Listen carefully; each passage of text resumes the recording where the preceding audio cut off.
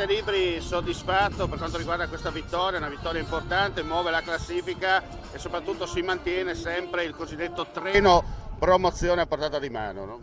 Sì, esatto, bene, partita dura, ma lo sapevamo, ritorno in un altro campionato e quindi saranno tutte battaglie.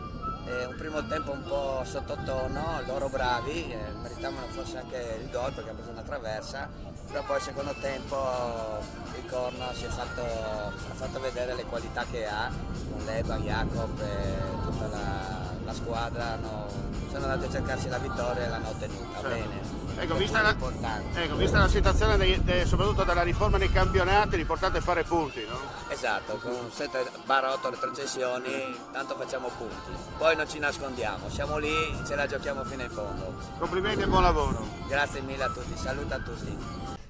Vista, fino al 75esimo minuto, partita in parità, insomma a questo punto sembrava finalmente portato in porto, poi sappiamo che il calcio fa brutti scherzi, no? Sì, esatto. Diciamo, peccato, l'autorete non ci voleva, pensavo potesse finire in un pareggio, abbiamo fatto un ottimo primo tempo, forse meritando anche il vantaggio, Corno è un'ottima squadra e abbiamo tenuto testa, diciamo che l'episodio dell'autogol poi ha tagliato le gambe, poi il 2-0 a tempo scaduto, insomma ha inciso solo sul tabellino.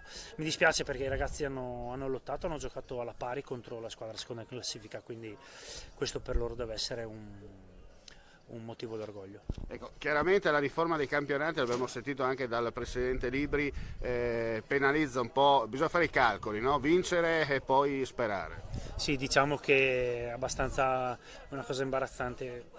Questo campionato, comunque questi due gironi di campionati di promozione sono abbastanza farsa perché tante retrocessioni su poche squadre non possono delineare il campionato, come posso dire, serio, cioè Certo. sembra un torneo a Vernasso, quindi va bene, ne prendiamo atto, lo sappiamo, non è che molleremo adesso, proviamo a salvarci, proviamo a fare meglio che si può, però comunque la riforma dei campionati non è una cosa che si scopre solo adesso, lo si sapeva già, andiamo avanti, cerchiamo di fare il girone di ritorno meglio possibile, però oggi sono contento della prestazione dei miei ragazzi che hanno tenuto testa alla seconda in classifica. Ecco, quello che conta è che l'Unia 91 c'è ancora.